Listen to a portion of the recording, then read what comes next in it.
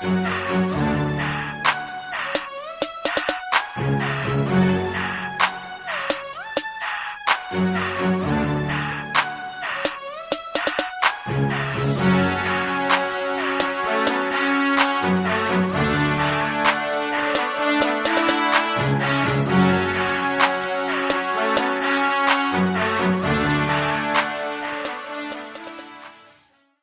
there, everybody, and welcome back to Circling Seattle Sports on Converge Media. Of course, as always, I am your host here with you in the Black Media Matters studio for Converge Media, Charles Hamaker.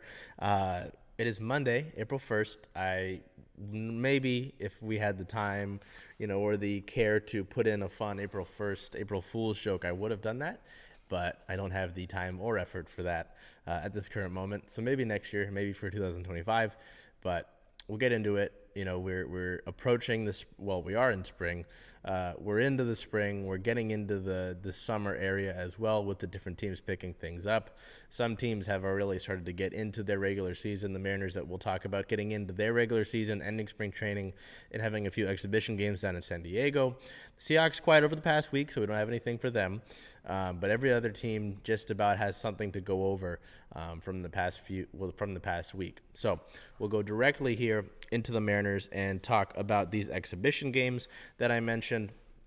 So after their spring training schedule ended, the Mariners headed straight over to Petco Park over in California, home of the Padres, to play San Diego for two exhibition games. Didn't have any real importance here. March 25th at the Padres was a 4-1 win. Our player of the game, first baseman Ty France, and former Padre Ty France, 3 hits, 1 run, and 1 RBI. That game mostly featured the starters throughout the course of that one. Bryce Miller got the start on the 25th.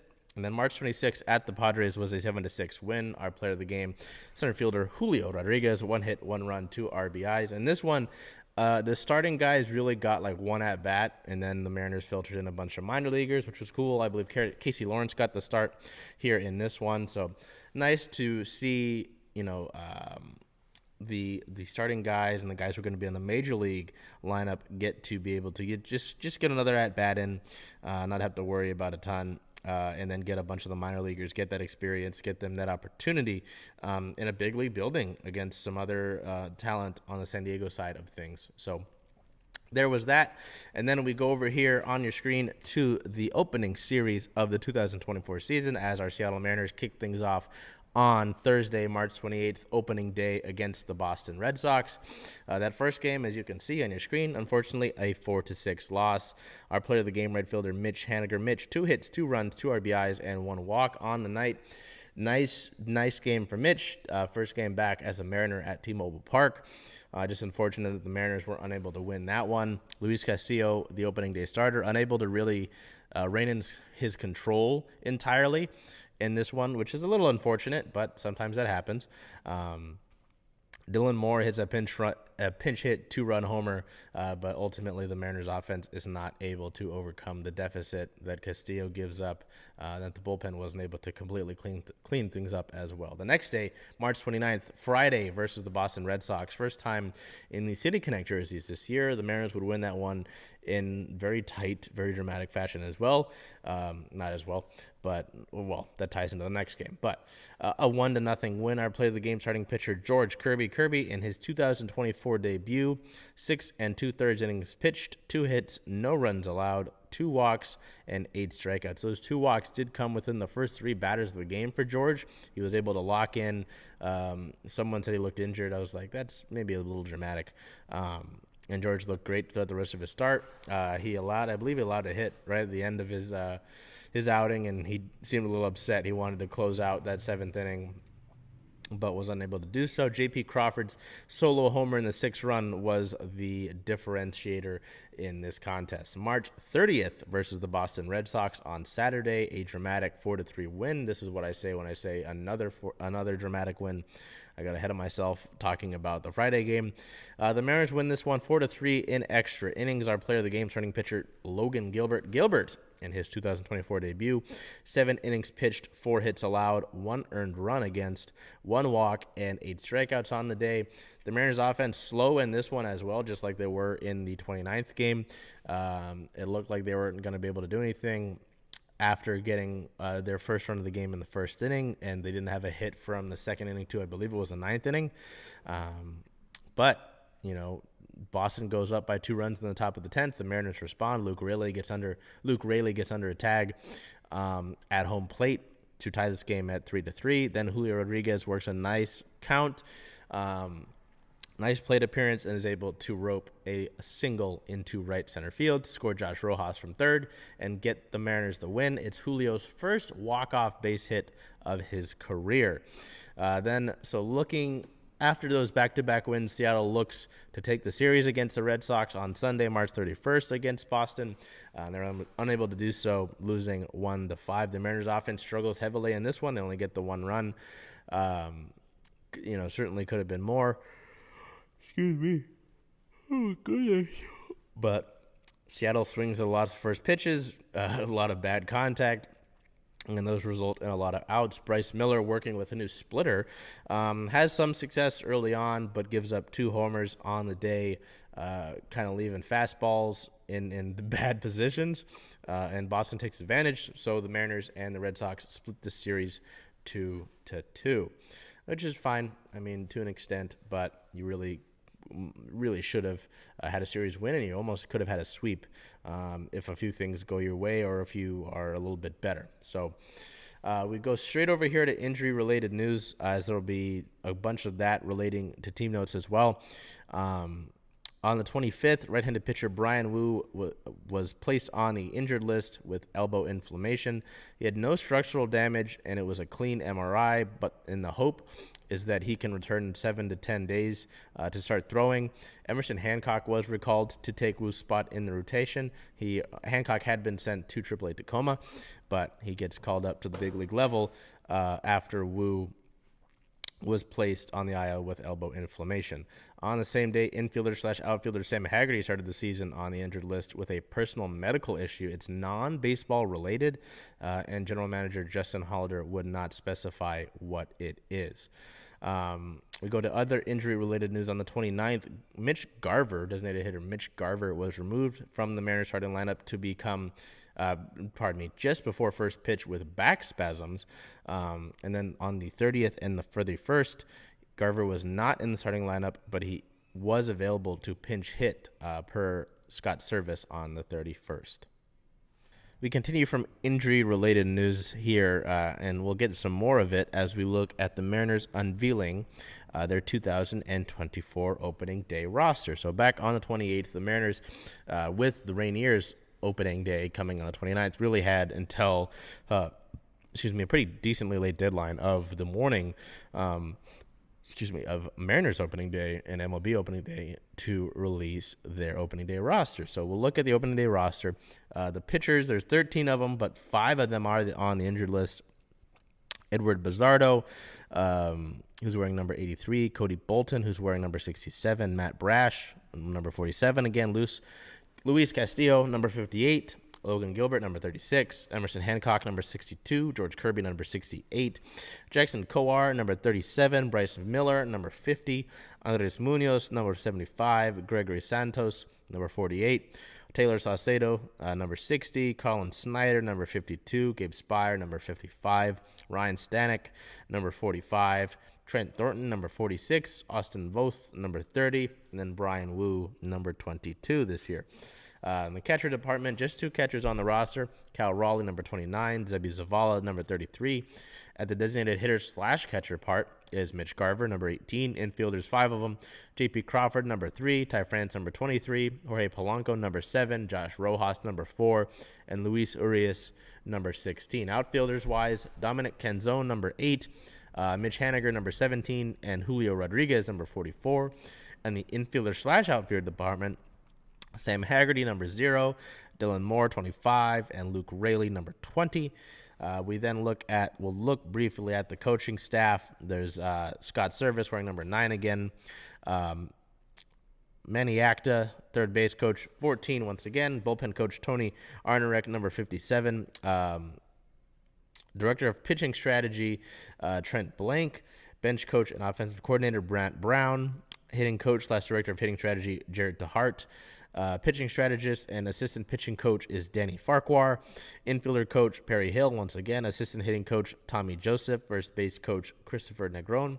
Major League field coordinator Carson Vitale. Pitching coach Pete Woodworth. Bullpen catcher Fleming Baez. And other bullpen catcher Justin Novak. There were a few roster moves that were made to set the Mariners' 26-man roster for opening day. Right-handed pitchers Brett DeGus and Tyson Miller were both reassigned to AAA Tacoma. Infielder/outfielder Brian Anderson was released, but he did re-sign on a minor league contract and did join the Tacoma Rainiers. Outfielder Taylor Trammell was designated for assignment. As we mentioned with Sam Haggerty, he was placed on the 10-day injured list, retroactive to the 25th of March. And then a couple other retroactive to the 25th of March moves. Right-handed pitchers Edward Bizzardo with a right rotator cuff strain, Matt Brash with right elbow inflammation, Gregory Santos with right latissimus dorsi strain, and then Brian Wu with a right medial elbow inflammation, all placed on the 15-day injured list, retroactive to the 25th of March. So, see if...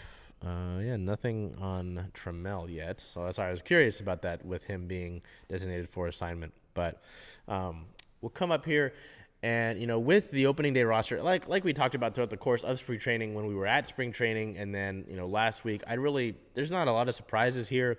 Tyson Miller's a guy who maybe gets called up at some point throughout the course of the year. But, with Bizzardo, with Brash, with Santos, all of those guys, in the bullpen coming back at some point, as they deal with their respective injuries that they were dealing with throughout the course of spring training. I don't know about that, but there's not a lot of surprises here, at least position group wise. Maybe Brian Anderson impresses enough to earn a shot. Maybe Luis Urias loses his spot in some way, shape, or form. I doubt it, but yeah, not a lot of surprises. It'll be interesting to find out what's going on with Sam Haggerty. I mean, if it's non-baseball related and Justin Hollander wouldn't specify, obviously you're curious about what's going on there. There was a lot of stress and worry with Brian Wu and that injury that was announced on the 25th of March. Thankfully, there was an initial report about, Wu, and the elbow inflammation. Everybody was raising the red alarm, and I understand that. But then thankfully we get later reports that there's no structural damage. The MRI came back clean in the hope that he can return in 7 to 10 days to begin throwing again. Also considering that Hollander mentioned that, this IL stint's kind of like what Wu had to deal with last year when he was placed on the IL later into the season. So, hoping that's fine. It'll be interesting to see later in the day after this episode comes out on Monday, April 1st, Emerson Hancock, who was recalled to take Wu's spot, will be making his 2024 debut for the Mariners. So hopefully he does well in that regard. Just really quickly, we'll talk about that opening series against Boston and the Red Sox. It's pretty frustrating to see the way that the offense performed in 3 of those games. You look at even the extra inning game, I get that those 2 runs were scored in extras, but so you take away that, it's just 1 run over 9 innings. That can happen back-to-back days.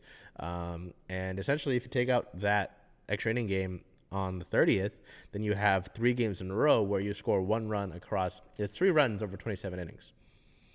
It's pretty bad.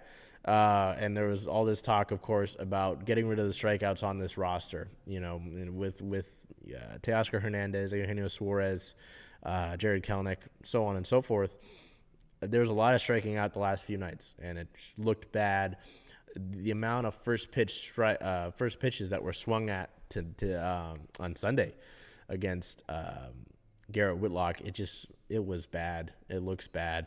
I know, the Mariners talk all the time, whether it's Scott Service or the players themselves talking about, or the front office, talk about controlling the zone. Really haven't seen that this year so far. It's great to see Mitch and Dylan Moore both homer, J.P. Crawford homer the next day. So over those 2 days, though, all of your runs come off homers.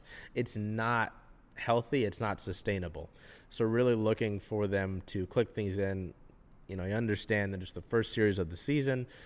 Things will pick up. They can even pick up throughout the course of this homestand, as the Mariners will host the Guardians for 3 games in their opening homestand of the season. But, just hoping that this isn't something that we're going to continue to have to talk about throughout the course of 162 games. So we go from that. Also, we go into this piece of team news on the 28th on opening day. Designated hitter Nelson Cruz signed a 1-day contract to retire as a Mariner. Cruz had been the ceremonial first pitch thrower, but after he threw that, caught by his good buddy Felix Hernandez, they brought out a podium for Nelson, and he signed a 1-day contract to retire as a Mariner. So that was really cool to see. Some folks were speculating that with that 1-day contract, maybe he fits the 5-year, limit that the Mariners have for their Hall of Fame. I don't know if that's true. Nothing's been said about that since he signed that 1-day contract, but interesting to note at least. So we go into the up next part of the Mariners segment here. The Mariners sit at a 2-2 record after that split with the Red Sox. They are second by the time of this recording in the American League West, just behind the Rangers, and they're only behind the Rangers because the Rangers have not lost 2 games. They've only lost 1, so they have a better winning percentage. Looking ahead, the Mariners finish out this current opening homestand of the year by hosting the Cleveland Guardians for 3 games. All 3 of those games are Julio Rodriguez no-fly zone bobblehead nights.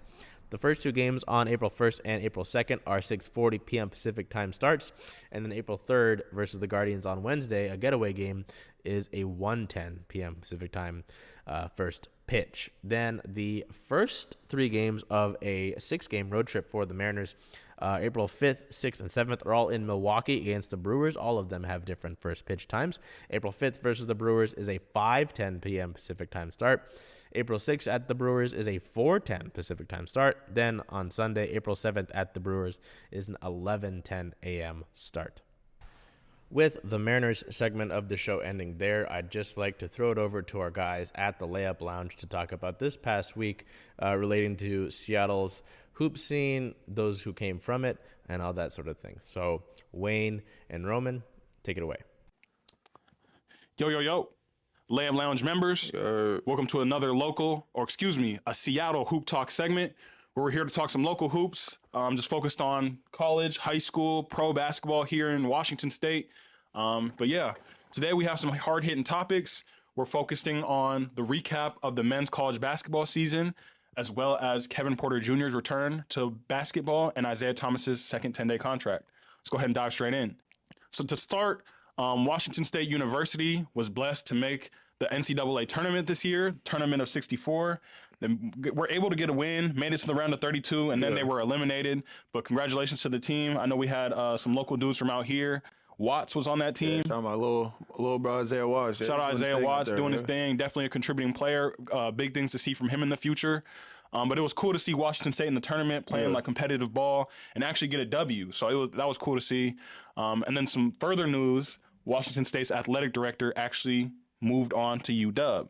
So Roman, just kind of give me a recap or give me your thoughts on Washington State's basketball right now, and as well as their athletic director transferring to UW. Well, first of all, I wish we were talking about the Huskies in this situation. I'm a dog, but anytime that we see anybody Washington do great things out there, we try to support as best we can. In this situation, it's Wazoo. They were able to get a dub in the NCAA tournament, which is pretty sure that's their best finish in a long time throughout these last couple seasons. They've had some talented dudes come and go throughout the Wazoo program, but I think that, this year they've really been solid, and it's a good thing to build off of going into next season. So overall, their season was good, and hopefully, not too many people on that team go through the transfer portal, but, it's a trend right now. It happens. They had a very good squad, though. I mean, just the way their team was built and constructed, they got ball players on that team, young ball players, too. So, I mean, hopefully they can retain that squad. Yeah, not for sure. If anything, it'd be better if they just look to add maybe a couple more pieces. Obviously, I mean, they're in Pullman, small town out in Washington, but I think that, the hoops speak for itself. As for UW, though, we just hired Coach Sprinkle. I think his name is Danny Sprinkle, I believe, coming from Utah State. So I think that's a great pickup. I've seen and heard a lot of good things about him, and just read a few things about that. And obviously, I think that it's kind of sad that Will Conroy is no longer on the team. He's been with the program through 2 coaching staffs, And even there's some players that are lobbying for him to be the head coach. So we'll kind of see what happens with our recruits going forward, especially with Zoom Diallo, probably our top recruit, who is verbally committed to Washington. We'll see what he does now. Hopefully that we're able to retain him despite the coaching change. And that would be key. That's another local dude from Tacoma who's one of the best point guards in the nation right now. So if we were able to retain him even after getting the new coach, that's key, like you said. But the only thing I'll say to that is Will Conroy was part of the recruiting process with that. So, yeah. I mean, we'll see what happens. It sounds like he's still a UW guy. Will Conroy is. He was still, thankful for the opportunity with that. But, I mean, if he goes somewhere, who knows what's going to happen with Zoom. But I think that UW has a good future. Obviously, Mike Hop, we had some ups and downs with him. But I think right now we got to focus on recruiting, getting guys that, for one, want to come here, and two, want to stay here. I think that's very important, especially in this day and age where, I mean, before the show, we were just reading off dudes are going in their transfer portal. Dudes that were in the NCAA tournament, they just lost like maybe yesterday or a few days ago, and they're already entering the transfer portal. Crazy. Just reports about that. I think that what builds a great team is chemistry, and with chemistry comes with time, and that all alludes to just being able to have a solid team for more than 1 year. Definitely. And so I think that if we're able to, for one, our recruiting pitches need to be that this is a place that you want to be, place that you want to stay, and also, if there are the high recruits, it's like you can make it out the league in this school as well. We're going to build you up. We're going to develop you and get you ready for the next level as well. I think all of those things, and as well as NIL, obviously, all those things, the combination of those, I think, is very important when it comes to the recruiting process and when it comes to just the future of UW basketball. For sure. And, I mean, the precedent's already been set with some of our local dudes, DeJounte, Jaden. Like, they were one-and-done dudes, but, like, that's the pipeline of local dudes, UW, make some noise there, like, put the program on, and then go straight to the league. So there is that pipeline available. We just have to reestablish it. And like we kind of talked about before, like, the guys – the people who, not just the guys, just anybody sports related with UW, those people who move on to the next level, I feel like they're happy and excited to talk about their college experience with UW. They're proud alums. And so I think that, moving on to a new coach, the program's going to change, but I think that same aspect of the program needs to stay and be instilled. It's kind of moving on to our next topic, though. Kevin Porter Jr., talent from Rainier Beach High School, grew up in South Seattle, was just signed to a team in Greece for 1 month. He's going to earn $10,000 to play out there in Greece. He's currently not in the NBA. He was released by the Houston Rockets earlier last year, or beginning of the season last year, after he faced some domestic violence troubles this past summer. So they're still trying to clear up the case and exactly the details of that. But Kevin Porter Jr., back to playing organized basketball. He's headed to Greece. Roman, what's your immediate reaction? How are you feeling? I mean, I think his basketball future all depends on what goes on with that case. Obviously, we've seen it firsthand. We played against him. We've seen him move on to the next level, USC. We've seen the things he can do in the NBA, but it really comes down to, what happens during that case. Hopefully he shows some development and growth as a person, because we all know what you can do on the basketball court. But if you're not a good, if you're not a good role model out there in the society, if, your image, your name, your likeness, all that, things like that are tarnished, and you're not working on that development and to grow. I mean, at the end of the day, that's all that matters. As long as he keeps doing his thing on the basketball court, I think that, he'll be fine. He'll bounce back. For sure. I think getting back on the court is going to be good for him personally, probably good for his mind as well, just to finally get back to doing what he loves. I think you hit the head on the nail, though. It's about the personal development. Like, how can I improve myself as an individual?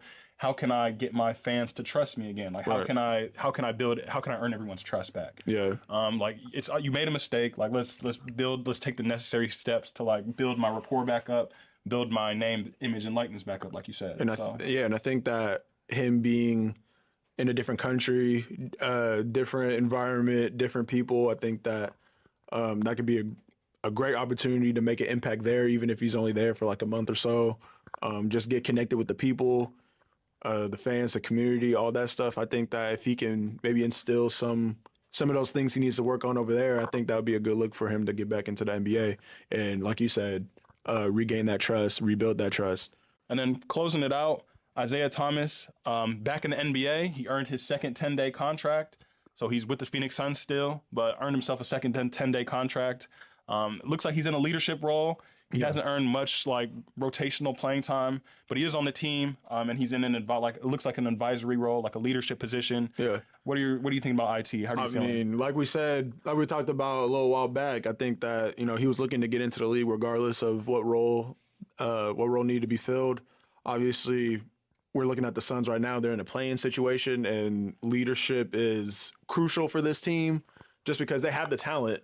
But I think that they're in the position that they're in because there's no leadership on the court or off the floor. I mean, like either way, it's not looking good. So I think having a guy like IT, I think it just shows the other guys like we got to work. We got to work hard. They're looking at this guy who worked so hard to get back into the league. He wants it probably more than anybody else on the team. Sure. And I think that although he's not getting the minutes on the floor, I think that he's just somebody to look at, like somebody.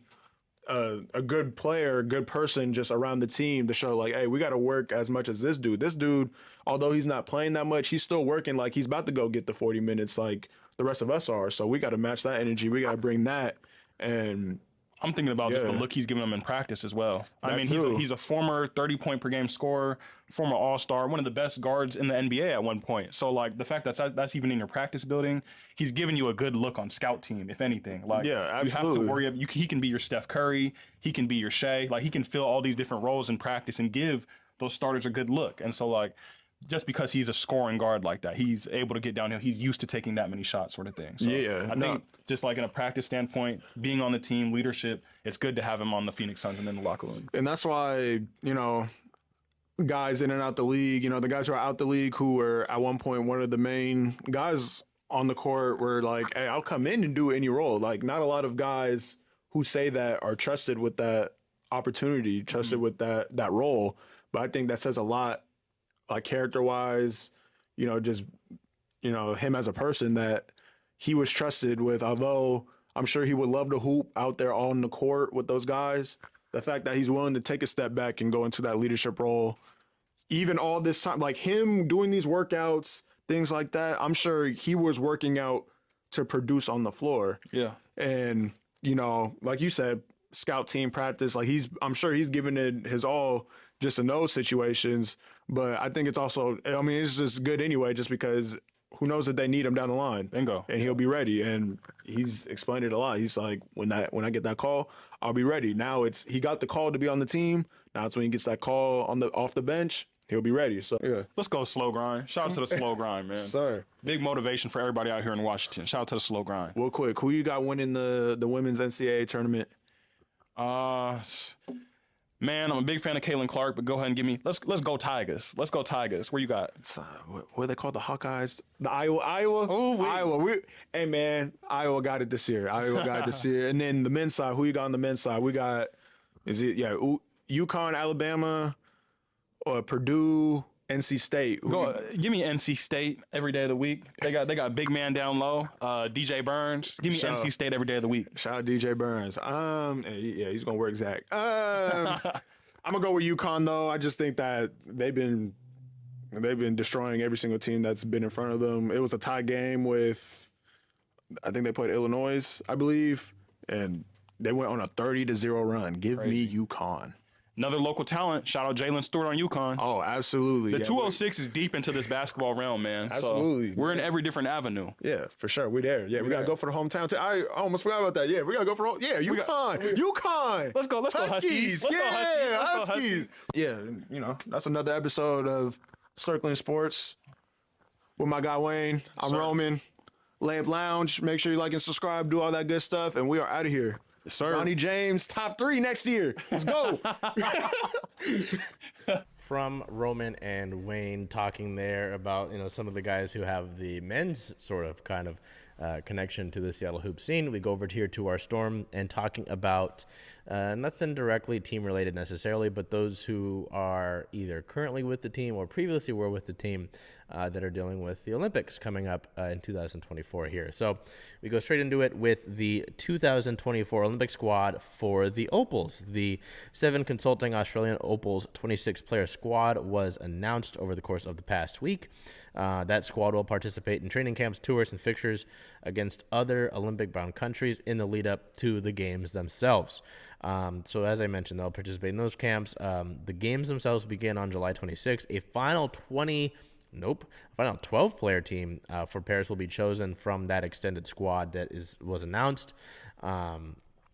So we'll go over here. The squad features 14 combined Olympic Games appearances, 11 members of the FIBA 2022 World Cup team, which won a bronze medal, as well as young guns like Storm guard Jade Melbourne and Isabelle Bourlas, who hope the Opals qualify for Paris at the FIBA Olympic qualifying tournament back in February. So we'll go into it directly with why we're talking about it with the Storm-related players. So of the 26 who are part of the Olympic squad for the Opals 2024, our current Storm players, Sammy Whitcomb, Jade Melbourne, and Ezzy Magbagor, Storm legend Lauren Jackson, and former Storm player Steph Talbot. So we might have talked about this before with their Olympic qualifying squad with these same players. They were active here and there as well. But it is cool to see, players represent their country on the biggest stage. The Olympics really doesn't get bigger than that. So a few players for the Storm who could be involved in some of these big activities later into the WNBA season. So that's that for the Storm. We will go over here to the Sounders, and man, it's just kind of the same sort of story with the Seattle Sounders throughout the course of this year so far. They continue to deal with important injuries throughout the club, and the results largely go in the same direction as well. So we look into it here. March 30th at the LA Galaxy was a 1-0 loss down in LA. Seattle remains winless. They are tied for the worst start to the season in club history, in this MLS era, at least I believe it is. But this was an interesting match as well. There was the Philadelphia match early in the year that's been postponed to a later date. We do have the date for that. But I mentioned that match because of the rain in Los Angeles. The rain was somewhat of an impact. I mean, in LA, they were able to scrape a bunch of it off. Obviously, they played this match, considering you're seeing a score here. But it was impacted, that is for sure. The Sounders gave up one goal. It was a ball that Stephen Fry really should have saved. I believe he tried to punch it out. Instead, he kind of slips it, and it goes right by him. And that's the decider. The Sounders really weren't able to create a ton. They did have chances here and there, but they didn't really generate much. It's just kind of the same sort of story. Yes, they are missing a few key players, but the continued struggles, no one's going to really feel sorry for them. It doesn't feel like they're sounding sorry for themselves. Our player of the match is defender Nuhu with a 7.9 match rating, which is the best in the Sounders lineup. 90 minutes played, 1 shot, 8% passing, 1 chance created, 1 block shot, and 3 passes into the final third. We go directly into the pre-match injury report here.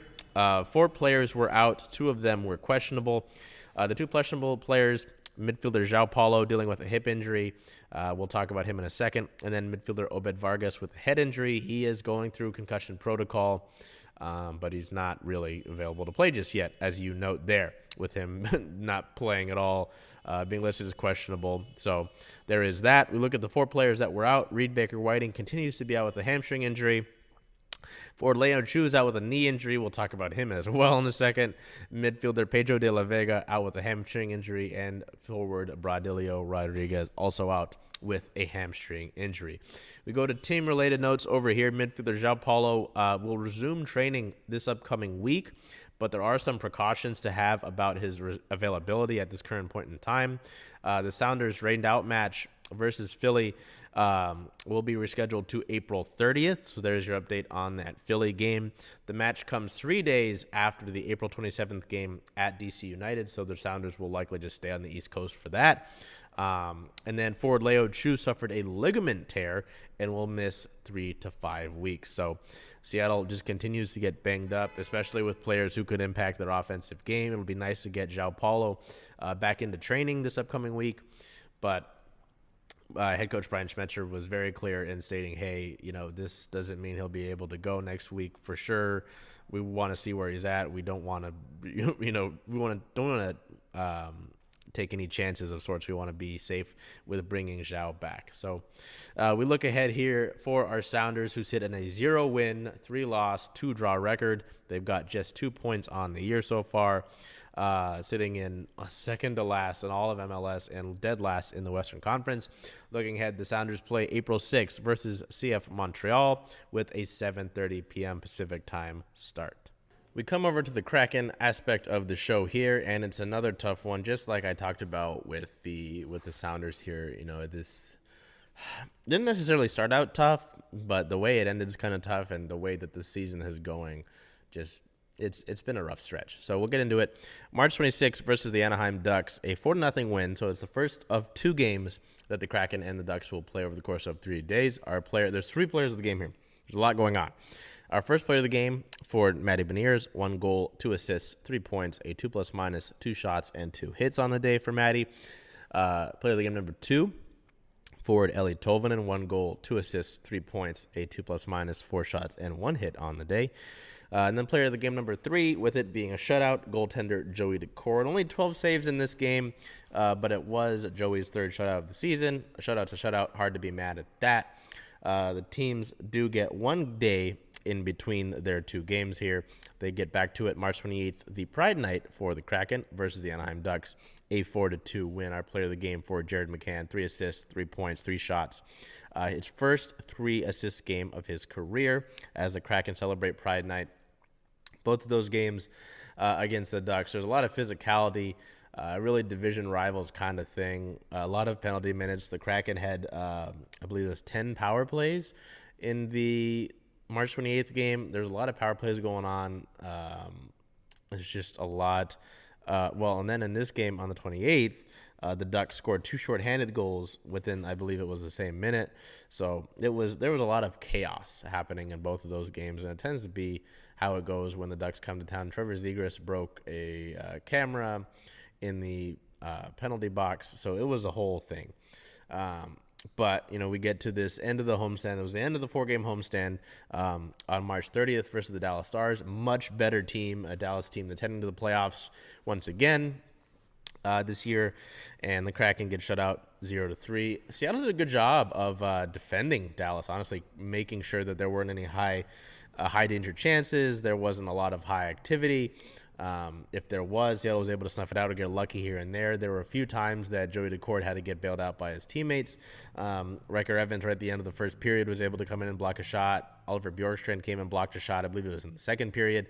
Both of those plays occurring as essentially Dallas had an empty net.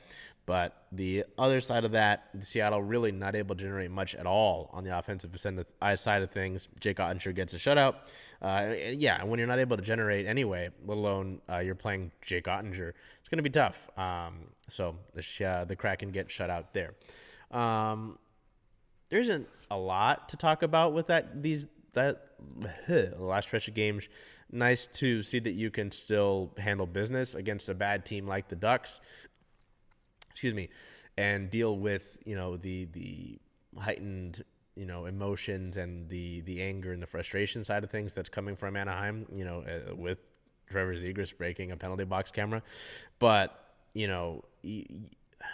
my issue with the Dallas game is not that you lost to Dallas. Like, considering the way you've played throughout the course of the year, I kind of expected it. And even if you were fully healthy and playing for a playoff spot like right now, I still think you probably lose to Dallas, just how good they are. It's showing what the issues were. Seattle played solid game defensively throughout the course of it. Really didn't give up the 2 goals. It was a 1-score game until a bad Adam Larson penalty that, yes, probably shouldn't have been a game misconduct or a major, but was still, it was a bad hit. That's the point. Let's get that across, right? That creates a power play. Dallas scores 8 seconds into it. They get the empty netter. So you take those 2 goals away, you're still in it, but you really hadn't done anything to really challenge Jake Ottinger here and there. And then, you don't have the skill, it seems, to be able to go ahead and just have a point per game player to go out there and these elite scorers that can ensure that you're going to not get shut out.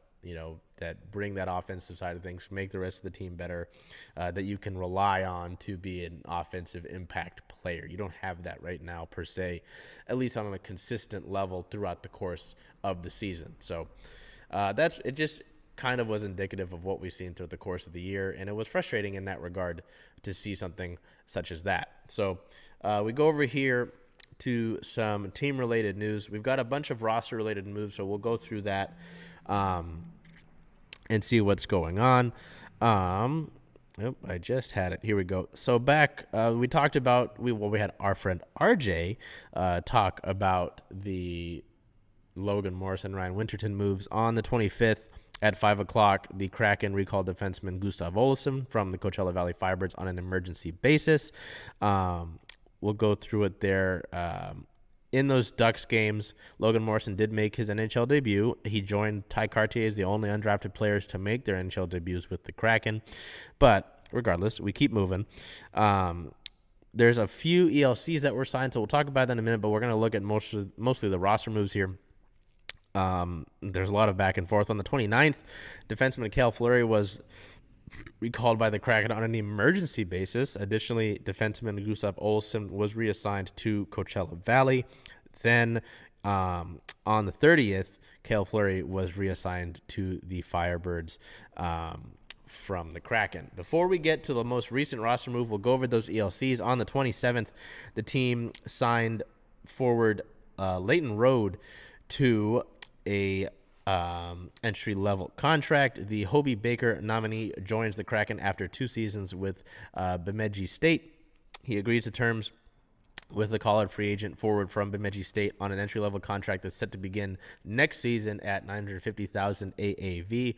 He will spend the remainder of the 2024-24 season with the Coachella Valley Firebirds on an amateur tryout contract. Because he's a 21-year-old, it's a 2-year deal, not a 3-year deal. But still, they get a guy who the Kraken had at Dev Camp, I believe it was, into the organization, joining the Firebirds as the Firebirds prepare for their upcoming playoff run. Ron Francis said, "We are excited to have Leighton join our organization. He impressed us at our development camp this past summer and continued to grow as a player this year at Bemidji State." Rode, who stands at 5'11" and 174 pounds, has spent the last 2 seasons playing collegiate hockey at Bemidji State.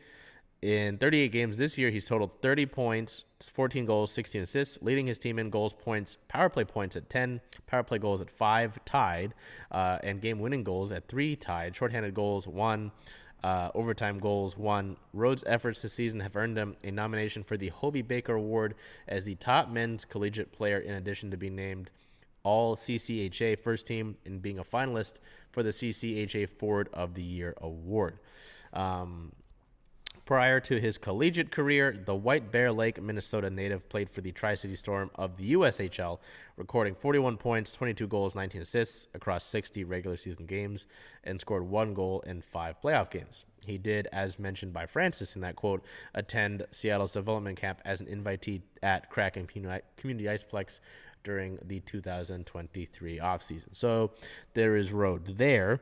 And then on the 28th, the Kraken signed defenseman Lukas Dragicevic to an entry-level deal. He becomes the second player from the 2023 draft class to sign with the team. The 2023 second rounder signed his entry-level contract, a $950,000 AAV deal set to begin next season. He is expected to report to the Coachella Valley Firebirds on an amateur tryout contract as well. Ron Francis, general manager, said, "We are excited to have Lucas officially sign with our organization. His WHL career has already reached historic feats, and we are looking forward to seeing him take the next step in his development." Dragicevic stands at 6'1", 190 pounds, has totaled 50 points, 14 goals, 36 assists throughout the course of this current season with the Tri-City Americans of the Western Hockey League, serving as one of his team's alternate captains as well. Those 50 points lead his team's defensemen and rank 15th among all WHL blue liners. His 15 goals are just one shy of his WHL career high, and the 2023-24 campaign marked the second consecutive year in which he reached the 50-point plateau. In all, Dragicevic has totaled 157 points, 35 goals, 122 assists across 222 regular season games with the Americans, ranking third all-time in scoring among the franchise's defensemen. He had a career year with the Americans in 22-23, totaling 75 points, which was 15 goals and 60 assists in 68 regular season games, earning WHL first-team All-Star honors.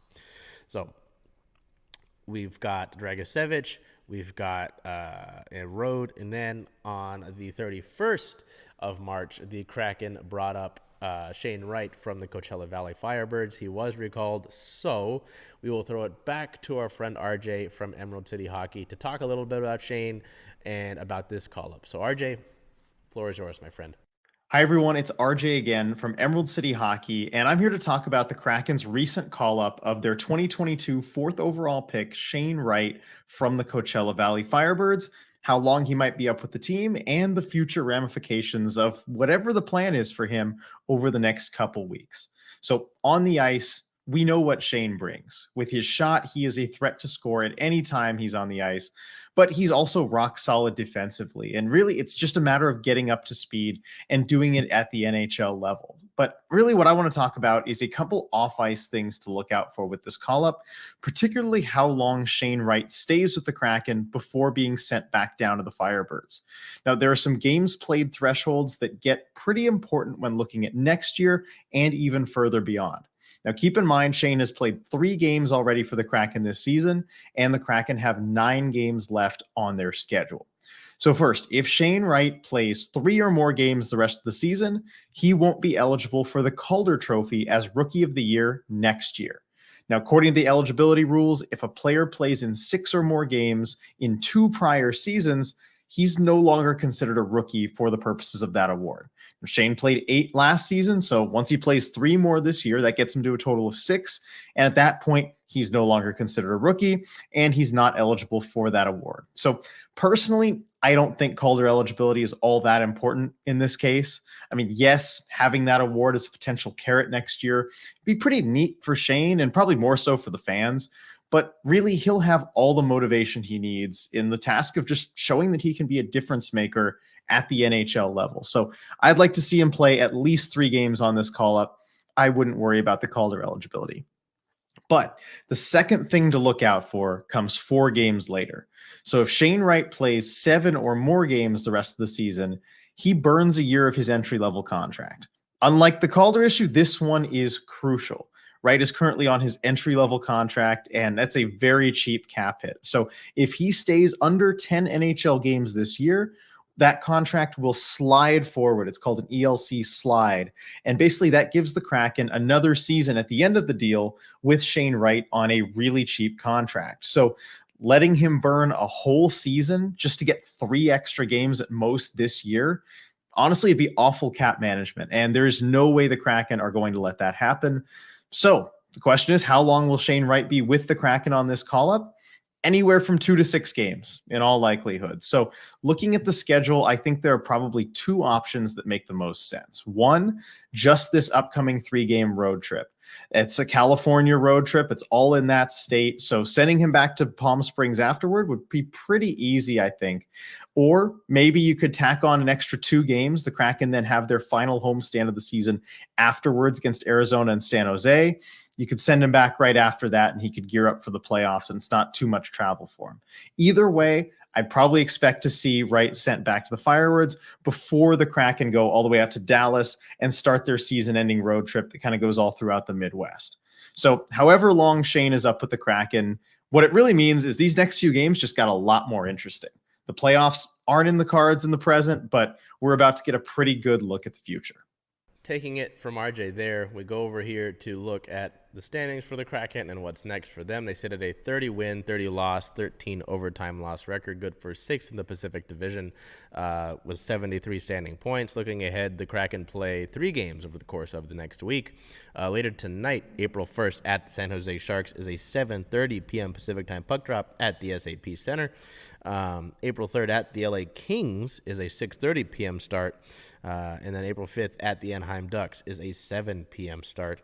All of those games for you on Root Sports for you to watch. So we go over there from the Kraken and those struggles, and again, like I said last week with the Reign, normally the Reign are where we pick things up and we get back into the joy of winning and such. But the Reign on March 29th continued with that 3-game road trip that they're currently on, playing the San Diego Wave, and they fell to the Wave by a score of 0-1. Tough one there. This was all these games between the Reign and the Wave always seem to be really tough, really tightly contested. They're good games. They're good battles between these two teams. And the Wave were finally able to get some sort of result against the Reign. This game was really knotted up going into the deep, deep moments of the match, as Emily Van Egmond scored the game-winning goal off an assist by Alex Morgan in the 98th minute. 90 plus 8 minutes. The Reign just unable to get one beforehand, and so they come away with no points on the day. We look here, with the with this result. The Wave had more shots. They had more shots on target. Neither team really had a big chance in this one. The Reign not getting any corners. So San Diego really did kind of push the Reign here a bit. It was tough. Alana Cook was back. Alana made her season debut. Quinn's out with a concussion. Jess Fishlock is out with an excused absence. Sam Meza continues to deal with an illness. So the Reign were out a few players, but that's no excuse. They've been able to kind of fight back. It's a tough one, for the Reign to lose, considering that they've performed well against the Wave throughout the Wave's existence, and because they've lost back to Am I forgetting here? I'm sorry. It's been a long weekend. They've lost back-to-back. There was the Chicago loss, and then now this one. So tough to lose that. The Reign are currently sitting in 11th place in the NWSL table, just with those 3 points. But, with how early it is in the season, 3 points can bring them back immediately into a playoff position. So we'll go straight over here to the team-related news aspect of things. On the 26th, we got there was positive news. I mean, it's more of a social media thing than anything, but it's still somewhat notable, right? Considering the goal that it was. Ji So-yeon wins NWSL Goal of the Week. The Reign midfielder won Goal of the Week for her Week 2 goal against the Chicago Red Stars. In just her second appearance with the Reign, she scored the club's lone goal in the team's road match against the Stars over the past weekend. The 63rd minute goal marked not only G's first NWSL goal, but the first goal in NWSL history to be scored by a Korean player. The play started with a cross into the box from defender Sofia Huerta that was soon headed out of the box by Chicago. G was still lurking around the top of the 18-yard box and displayed her technical abilities as she took a small touch off her body to keep the ball in front of her before getting a shot off, picture perfect essentially, to the top upper corner, glancing off the post and back into the net to level that game at the time, at least. G became the 4th player in Reign history to win Goal of the Week. Between 2016 and 19, when the league first had this award, midfielder Jess Fishlock was selected twice, and forwards Bethany Balser and Megan Rapinoe each won the award once. G continues to carve her name into Reign FC history, becoming the 50th Reign player to score for the club. The South Korean international has had a standout start to the season in the Reign midfield, registering a league-leading 7 shots across her first 2 starts. She joins Portland Thorns FC forward Sophia Smith as the only 2 players in the league to record at least 7 shots and 1 goal through Week 2. Huerta's calling for it. Here's Sofia Huerta trying to cut it back and go again. Huerta gets the cross in. Weak up to meet it this time. It's G. G going for the top corner. It's brilliant. Ji So-yeon, the equalizer. Her first goal in Seattle colors. 1-1. I'm speechless, Josh. What a goal. I think we've just seen the best goal in the NWSL this season so far. It is such a good strike, but it does not surprise me. I've spoken so highly of Ji So-yeon. I think she's absolutely brilliant. Look at this technique. And we said, Sofia Huerta, look at this skill as well. The intricacy, the quick turn to drag it back. And this touch, look at that. Absolutely brilliant technique. To be able to wait here for the ball to drop. Most players would sky that over the bar. not Ji So-yoon. That is absolutely brilliant. What a strike. Welcome to the NWSLG. I've seen her do this for time and time again for Chelsea. So that was really cool for G. The other news, which happened the next day on the 27th, the club extended defender Julia Lester. The player that they acquired via 3-team trade on January 24th that involved Racing Louisville and New York, New Jersey, Gotham, that saw Sam Hyatt go from the Reign over to Gotham. Also brought Lester in, so the Reign extended the contract of the defender through the 2025 NWSL season. In a quote from the official club press release, Lester said, "I was so excited to join Seattle this past offseason, and I'm even more thrilled to extend my time here. Although I've only been with the team for a few months, it's been an amazing experience playing with and learning from my teammates. I can't wait to spend more time here and build a relationship with our supporters and community." So, a little bit about Lester. The Tampa, Florida native is yet to make her debut for the club, but she's currently in her third year in the league and has totaled 33 regular season appearances for Racing Louisville over the course of the past 2 seasons. During that time, Lester recorded the third most clearances, interceptions, and blocks. Louisville previously claimed the NWSL playing rights of Lester before signing her to a 2-year contract ahead of the 2022 season. Ahead of that 2020 season when she joined the NWSL, Lester spent 2 seasons playing for Apollon Ladies FC of the Cypriot First Division, where she earned Best 11 honors in 2021 and helped the club win back-to-back league titles. So let me learn, actually, where Cypriot First Division, that is in... Oh. Hello? Cyprus. This looks like Greece. Yes. Okay. All right. There we go. So there's that with Julia Lester there. I'm interested to see when we get to, witness the debut of Lester. Really happy with the depth that the Reign have defensively, and obviously nice to get Alana Cook back, to have her get her first minutes of the season here, dealing with that leg injury. You have Sophia Huerta, you have Lily Woodham, you have Lou Barnes, Phoebe McLaren got extended previously. There's Julia Lester, Ryan Brown, Shea Holmes. Like, there is a wealth of experience and depth for this Reign club defensively. So it's exciting to see that.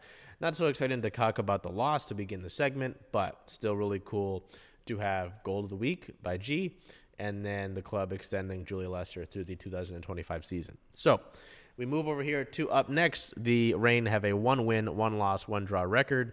As I mentioned, they currently sit at 11th in the NWSL's table with that record, with those 3 points. But as I mentioned, if they're able to record 3 points, they would push themselves all the way up to 4th place in the standings. So we look ahead for the club. Their next match is April 14th. So there's a little bit of a break here. April 14th, versus Bay FC. That's a 5 o'clock kickoff time there. So the Reign will play Bay as that club is in their first season. I believe it's actually, no, it's not. This is going to be their second match at home of the year. That game, Sunday, April 14th, 5 o'clock Pacific time, first kickoff. That is on NWSL Plus. So that one you have to sign up for, but it is free. So we wrap up the show here. Nice to have, Roman and Wayne join the show. Nice to have RJ join the show. Appreciative of that.